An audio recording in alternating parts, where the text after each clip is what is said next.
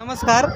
अखंड हरिनाम सप्ताह श्री क्षेत्र खंडाळा येथे 281वा अखंड हरिनाम सप्ताहाचा आज तिसरा दिवस आहे.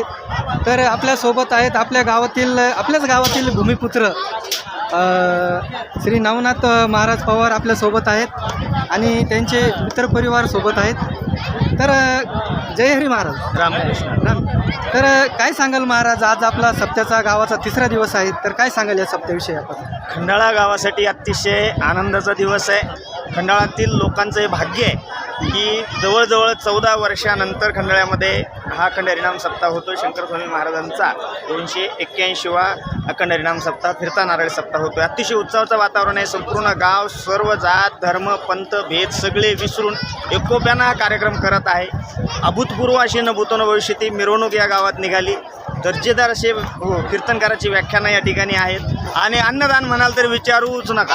अतिशय आनंदात चाललंय, अतिशय आनंदात सगळं काही चाललेलं आहे.